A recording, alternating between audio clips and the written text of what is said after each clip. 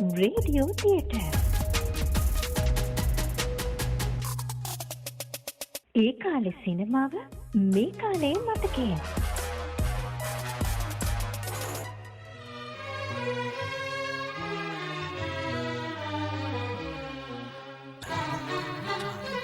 මම වෘත්තීය ගීත රචකයෙක් නෙවෙයි. ඒත් මම ගීත රසිකයෙක්. සංගීත රසිකයෙක්. මං ඉඳහිට ලියූ ගී චිත්‍රපටිවලදීත් ගුවන් විදුලියේදීත් ගායක ගායිකාවන් ගායනා කළා.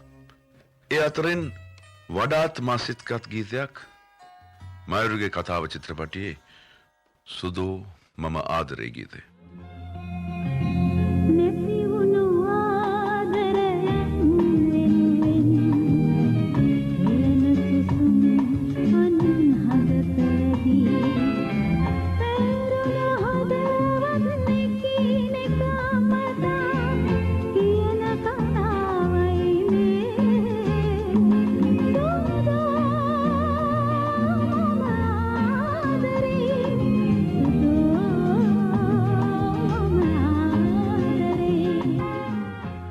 විලියම් සහ ඩේසි ෆොන්සේකා යුවලගේ තුන්වන දරුවා 1936 මාර්තු 31 වෙනිදා දෙහිවලදී උපත ලද සෙම්බුගේ ගාමිණී ෂෙල්ටන් ෆොන්සේකා ආචාර්ය ගාමිණී ෆොන්සේකා සිංහල සිනමාවේ සක්විති The First Crown King of the Sri Lankan Silver Screen. සම්මානනීය අධ්‍යක්ෂක ආචාර්ය ලෙස්ටර් ජේම්ස් පීරිස් යටතේ කාර්මික ශිල්පියෙකු ලෙසින් සිංහල සිනමාවට අත්පොත් ලැබූ ගාමිණී චිත්‍රපට අධ්‍යක්ෂකවරයෙක්, නිෂ්පාදකවරයෙක්, ගීපද රචකයෙක්, නළුවෙක්, ගායකයෙක් සහ චිත්‍ර ශිල්පියෙක් වැනි විසිරුණු ක්ෂේත්‍රයන්හි තම නිසංග හැකියාව මොනවට විදහා පෑ ප්‍රතිභාපූර්ණ කලාකරුවෙක්. විශාරද සුජාතා අත්තනායක ගායනා කරන මෙම ගීතය ගාමිණී අධ්‍යක්ෂණය කළ මයුරුගේ කතාව චිත්‍රපටයට ඔහු විසින්ම රචනා කරන ලද්දක්.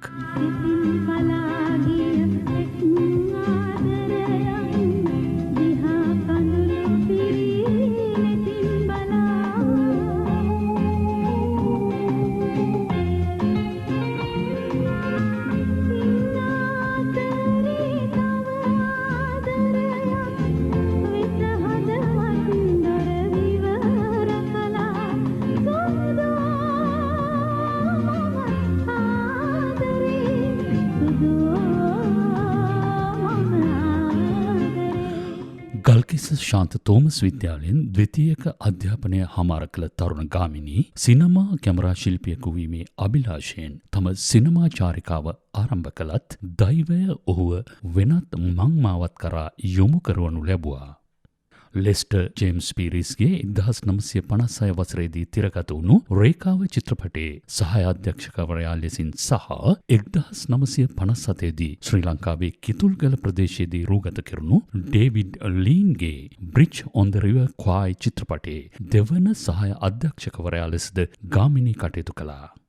ලෙස්ටර්ගේ රේකාව චිත්‍රපටයේ සමූහ දර්ශනයකට පෙනී සිටමින් ප්‍රථම වරට සිනමා කැමරාවකට මුහුණ දුන් ගාමිණී 1956 දී ලෙස්ටර්ගේ දෛවයෝගේ චිත්‍රපටයේ සුළු චරිතයක්ද 1960 වර්ෂයේදී ලෙස්ටර්ගේම සංදේශ චිත්‍රපටයේ ප්‍රධාන චරිතයද රංගපාමින් සිංහල සිනමාවේ සක්විති චාරිකාව ආරම්භ කළා.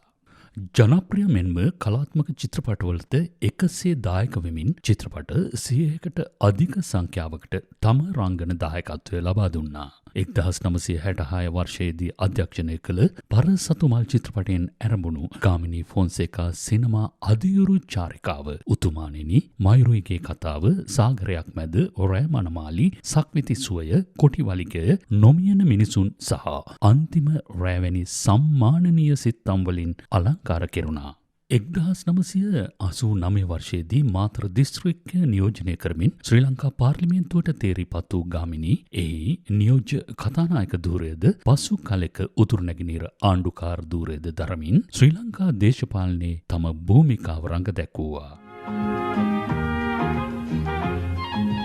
වරසතුමල් බොනි මහත්මයා වැලිකතර වික්‍රමරන්දනිය නිධානය විලි අබේනායක ගම්පෙරලිය ජිනදාස චණ්ඩියා චුට්ටේ සරුංගලේ නරරාජා මහත්මයා හුලවාලි ධාරා යුගාන්තය සයිමන් කබලාන මේ ගාමිණී ෆොන්සේකා සිනමා චාරිකාවේ නොමැකෙන සටහන්. මේ සංසාරය කියන්නේ මහා ගඟක්. කිසි ඉවක් බවක් නැතිව ගසාගෙන යන ගඟක්. ඒකේ පාවෙන ඉපදැලියක්. ඉඳලා හිටලා මොහොතකට එකතු වෙනවා. අන්න ඒක තමයි ජීවිත කාලයක් කියලා අපි කියන්නේ. අපි හිතන පතන දේ ඒ හැටියෙම සිද්ධ වෙන්නේ කීයෙන් කීතනට. ගඟක් පාරක් වුණත් දොහක දෙකට බෙදෙන්න ඕනේ.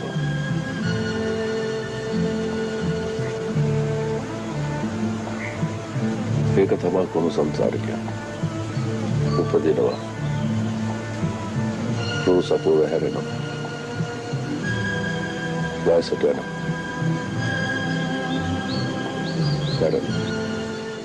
අන්තිම රෑ චිත්‍රපටය සඳහා තම අවසාන රංගන දායකත්වය සැපයූ ගාමිණී 2004 සැප්තැම්බර් මස 30 වැනිදා සිය ජීවන රංගමඩලේ චරිතය නිමා කරමින් සුවහසක් රසික රසිකාවියන් අතහැර මෙලොවින් සමුගන්නා විට ගාමිණීගේ වයස අවුරුදු 68ක් පමණයි.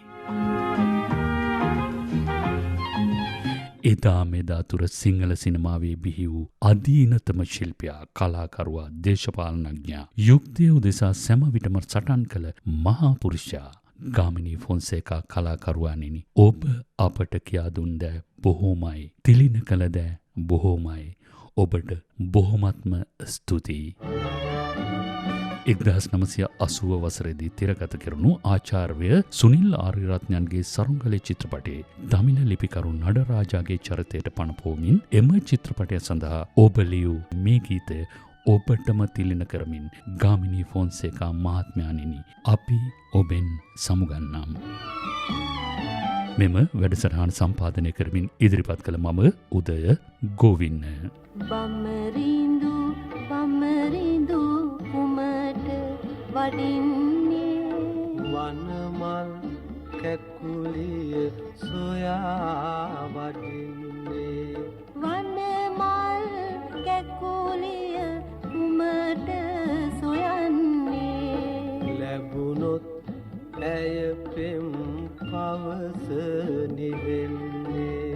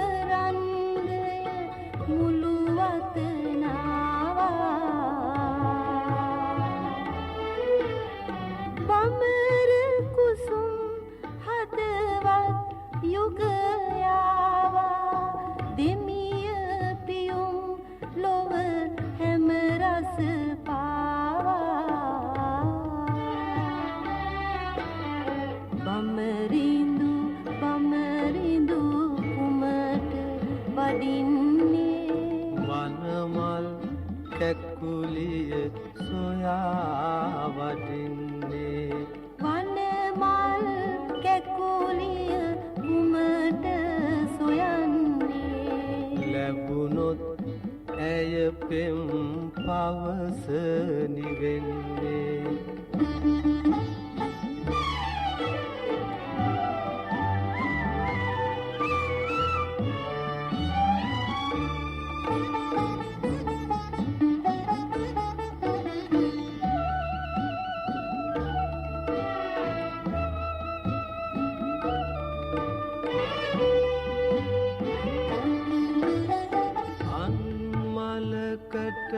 මකරන්දය ගාවා ඔබෙන් ගෙනා බව ඔබට නොකීවා අප පෙම එමලින් මල් පලවේවා ලස්සන ලස්සන මල් සුපිපේවා බමරුන් නැති ලොව මල් නොපිපෙන්නේ මලක් නොලත් ගස නැහැ පල දෙන්නේ ගසක් මලක් නැති ලොව කොයි වෙන්නේ මෙත් ගුණ නැති රළු කතරක් වන්නේ ගසක් මලක් නැති ලොව කොයි වෙන්නේ මෙත් ගුණ නැති රළු කතරක් වන්නේ